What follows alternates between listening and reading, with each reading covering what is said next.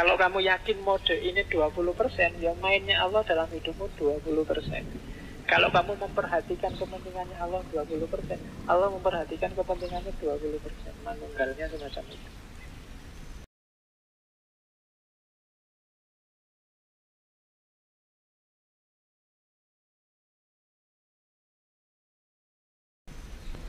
Assalamualaikum warahmatullahi wabarakatuh. Kita berjumpa kembali di Kata Filsafat. Ada 4 pilar ajarannya dari naskah-naskah yang ngomong tentang Semar. Saya tidak akan jelaskan detail satu-satu ya, panjang lebar, tak jelasin sekilas-sekilas. Beberapa kalian sudah paham. Yang pertama, sering sekali disebut manunggaling kawula Gusti. Hakikatnya saya sebut itu setara karena konsepnya mirip dengan ittihad, hulul, wahdatul wujud, fana dan baqo. Ittihad itu dari bawah ke atas. Jadi ittihad itu usaha seorang hamba untuk menyatukan diri dengan Tuhan. Jadi bersatu. Kalau sudah bersatu, ya biasanya manusianya hilang. Kancanya lawannya ittihad itu hulul. Kalau hulul dari kata-kata hal lah. Kebalik, kalau hulul Tuhannya yang masuk ke dalam diri manusia. Tuhan merasuki manusia. Kata-kata merasuki ini sering banget disalahpahami, terus dianggap manusianya jadi Tuhan. Sebenarnya nggak serumit itu. Kalau kamu berpikir yang ada di pikiranmu, yang jadi pertimbangan kesadaranmu itu selalu Allah, itu sama dengan Allah manjing dalam dirimu. Ketika kamu mau melakukan apa saja, pertimbangannya Allah, itu hulu. Kamu jadikan, ketika kamu melihat sesuatu, kamu mikir, ini yang diridhoi Allah apa enggak, melihat yang kayak gimana sih? Ini ngomong yang menurut Allah baik kayak gimana sih? Ini bersikap pada teman yang menurut Allah baik kayak gimana sih? Bersikap pada guru yang menurut Allah baik kayak gimana sih? Kalau hidupmu modusnya semacam ini, itu sama dengan Allah bertempat dalam dirimu. Jadi tidak harus roh sama roh, rohnya manusia sama rohnya Allah jalin bersatu, terus wahdatul wujud, terus sesat, terus kafir-kafiran. Tidak. Jadi persatuan terjadi ketika modus hidupmu adalah modus hidupnya Allah. Berarti kamu sekarang sudah jadi manusia Allah, manusia langit. Karena orientasimu selalu ke atas. Nah itu gampang-gampangannya itu. Dan orang yang bisa menghayati kehadiran Allah dalam hidupnya ini, bisa kamu sadari, kamu hayati, itu rasanya nikmat luar biasa. Itu yang bikin para sufi sering tidak mau kembali dari wilayah ini. Kadang-kadang terus ngomyang disebut satohat. Aku jatuh cinta sama Allah, indahnya dekat sama Allah. Karena dia merasakan sendiri Allah hadir dalam hidupnya. Oke, yang semacam itu namanya manunggaling kawula Gusti. Kita ini hamba. Manunggal dengan Tuhan kita berarti apa? Lenyapkan kepentinganmu, yang kamu bunyikan kepentingan majikanmu. Buruh itu kan, kalau mungkin kamu pokoknya analoginya juragan sama buruh. Yang ada di pikirannya buruh itu kan selalu kepentingannya juragan. Kalau buruh itu masak apa ya enaknya hari ini, itu kan tidak mikir kesenanganku apa, tapi kesenangannya juraganku. Juraganku sukanya aku bersihin kamar jam berapa, juraganku sukanya menoto kasure kayak gimana, juraganku sukanya dan seterusnya. Yang ada di pikirannya hanya kepentingan majikannya. Kondisi semacam ini disebut manunggaling kawula Gusti. Jadi modenya semacam itu. Ya kalau itu kepemimpinan berarti jangan khawatir. Kalau kamu abdikan hidupmu pada Allah. Sebaliknya, Allah nanti yang memperhatikan hidupmu.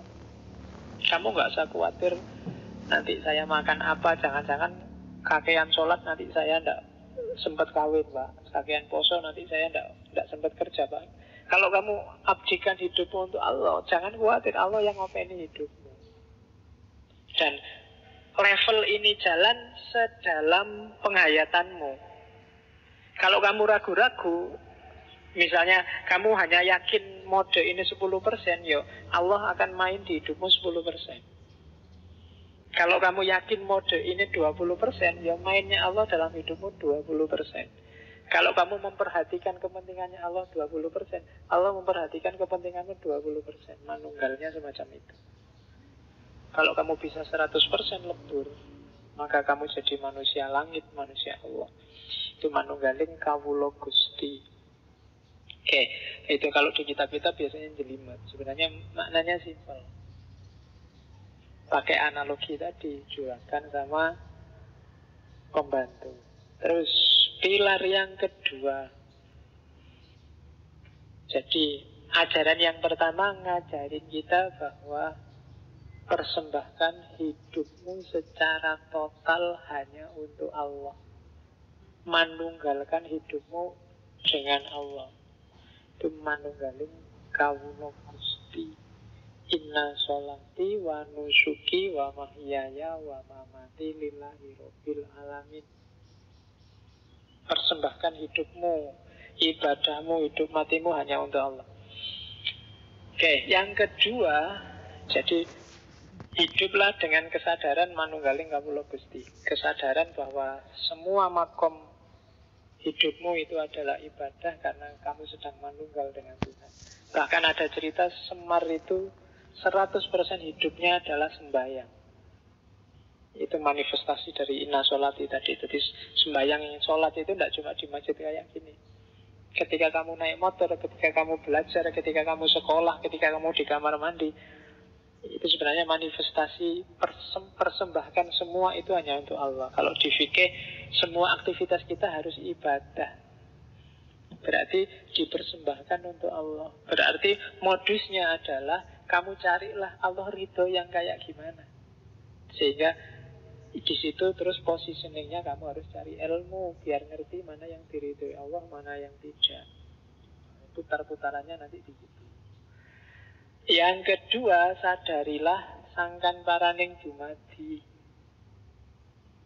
Hakikat hidup ini dari mana dan mau kemana. Itu namanya sangkan paraning dumadi. Keberadaan manusia di dunia ini. Dunia ini namanya alam madya. Sebelum kita hidup sekarang ada alam purwa. Hidup yang akan datang namanya alam wusono. Jadi roh kita itu sebenarnya menempuh perjalanan yang sangat panjang. Hari ini kita ada di level perjalanan fase tengah-tengah. Karena sebelumnya ada, sesudah nanti ada. Maka di Jawa dikenal urip iku koyok wong mampir ngombe. Sekedar mampir sebentar terus melanjutkan perjalanan lagi. Jadi kayak kalian pulang kampung di tengah jalan mampir di warung. Nah itulah dunia. Jadi berarti dunia ini bukan asalmu, juga bukan tujuanmu. Jangan sampai kamu menjadikan dunia saat ini sebagai tujuan. Karena begitu kamu jadikan tujuan, kamu sedang keluar dari jalur sangkan paraning dumadi. Inna lillahi wa inna ilaihi roji'un. Itu kan dari Allah dan untuk Allah. Kita akan kembali ke sana. Jadi modelnya melingkar. Itu yang disebut sangkan paraning dumadi. Kita dari Allah dan akan kembali ke Allah. Jangan sampai kita nyeleweng, kita ngambil jalur yang nanti tidak nyampe ke sana. Jadi perjalanan kita menuju ke sana hanya mampir ngombe, minum sebentar terus melanjutkan perjalanan lagi. Maka jangan terlalu diambil hati dunia ini. Katanya orang-orang kejawen, ya Dunia biarkan jalan apa adanya, ambil secukupnya untuk bekalmu. Karena perjalanan masih jauh. Kalau terlalu kamu ambil hati, ya bisa-bisa hatimu tertambat di dunia ini, padahal perjalananmu masih panjang. Ketika hatimu tertambat oleh dunia, kalau bahasanya filsafat Islam, nafasmu tidak bisa mutmainnah. Padahal hanya nafsul mutmainnah yang bisa irji'i ila rabbiki. Jadi itu teori sangkan paraning dumati. Oke, saya agak cepet-cepet ya nanti biar kena semua. Oke, terus ya nanti yang nggak terlalu paham diulang lagi rekamannya. Karena ini ilmu yang nggak bisa dikejar hanya pakai akal, harus dihayati. Jadi dokumen yang tidak cukup dipahami, tapi harus direnungkan. Paham gampang. Di atas paham kamu harus bisa merenungkan. Setelah kepegang, direnungkan itu berarti dicari relevansimu dengan kehidupanmu sehari-hari. Kalau sudah ketemu hasil renungan, jalankan, implementasikan, lakukan itu. Dari situ kamu akan ketemu kemuliaan, pencerahan. Sama kayak Al-Quran. Al-Quran itu ya memang harus dibaca, tapi di atasnya baca ada dipahami. Cuma jangan sekedar dipahami. Kalau kamu pahami, jangan-jangan pemahamanmu berhenti di abad ke-6. Kamu renungkan. Direnungkan itu cari relevansinya sama hidupmu. Kalau sudah ketemu itu, berarti kamu sudah bisa ngambil petunjuk dari Al-Quran. Implementasikan. Sama kayak sastra-sastra Jawa. Ilmu kayak gini kan kalau di Jawa sering disebut sastra cetha. Atau sastra cetha itu sastra yang tidak ada tulisannya. Kamu membacanya harus lewat realitas kehidupan sehari-hari. Sering disebut sastra jendro hayuningrat. Kalau zaman dulu anak-anak muda kayak kalian dianggap tidak mungkin bisa paham sastra jendro. Paham bisa, tapi menghayati tidak akan bisa. Paham itu berarti ngerti karepe, tapi ngelakoni nggak mungkin bisa. Karena di Jawa ilmu itu kelakoni kanthi laku. Maka tantangannya adalah patahkan mitos bahwa hanya orang-orang tua yang ngerti sastra jendro. Kalian yang muda sebenarnya ya bisa, asal mau ini yang abot. Godaannya oke. Kamu selalu diiming-imingi oleh besok kerja apa, besok dapat pacar apa enggak, pacarnya jelek apa enggak, terus bisa kaya apa enggak, bisa beli mobil apa enggak, kurang punya rumah apa enggak, dan seterusnya. Itu yang sering bikin kamu terhalang. Jadi hijabnya dunia. Bahkan hari ini kayak ramalannya Nabi, hijabnya bahkan muslim yang lain. Al-Islamu mahjubun bil muslimin. Gara-gara orang Islam kamu tidak paham Islam yang benar itu kayak gimana. Karena kamu selalu kejebak. Loh, jangan-jangan Islam yang itu. Oh, jangan-jangan Islam itu. Islam yang ini kayak selalu gitu. Kamu kejebak stereotype, mainstream, sehingga kamu lupa kesejatiannya Islam. Oke, terus pelajaran ketiga dari sosok Semar adalah kasedan jati. Ini dari akar kata sedo. Sedo itu mati. Makanya ada hadis kafa bil mauti wa idon. Cukup dengan kematian sebagai nasihat. Jadi kasedan jati biasanya isinya tuntunan hidup mati yang sempurna. Konsep kalau di sufi kasedan jati itu setara dengan fana fillah. Fana fillah itu lenyapkan egomu, ganti dengan Allah. Lenyapkan dirimu, ganti dengan Allah. Lenyapkan keinginanmu, ganti dengan keinginannya Allah. Nah, itu fana fillah. Kalau orang Jawa untuk mencapai fana fillah itu tidak sekedar jangan melakukan perbuatan jelek, perbuatan berdosa, tapi juga jangan melakukan perbuatan yang tidak pantas. Namanya perbuatan orailok, atau perbuatan yang akibatnya negatif. Kadang disebut kualat. Jadi Ndak pantas itu ndak ilok. Misalnya kalau sama orang tua ngomongnya harus sopan lo ya. Seperti apapun kondisi orang tua, sesalah apapun mungkin orang tua, ndak ilok kalau ngomong nggak sopan. Nggak ilok itu ndak pantas. Jadi levelnya lebih tinggi daripada baik buruk atau benar salah. Namanya ndak ilok. Ada lagi kualat. Jadi kualat itu kalau kalau di Hindu bisa kamu sandingkan sama hukum karma. Hati-hati, mungkin ndak haram, mungkin boleh saja sama masyarakat. Tapi kalau menyakiti orang, nyusai orang, jangan-jangan nanti balik lagi kualat. Mungkin benar kamu menyesatkan, mengkafirkan dia. Cuma kalau dia hatinya sakit, dan sakit hatinya itu berdampak negatif, balik pada kamu yang menyakiti. Karena dosanya orang tersakiti kan makbul. Jangan-jangan kamu kualat. Itu semesta kosmologisnya Jawa kenal terminologi ora ilok sama kualat.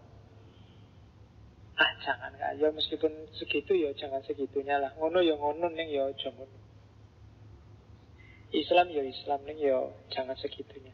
Nah itu kenapa khawatir kualat. Kualat itu jangan-jangan balik ke dirimu sendiri.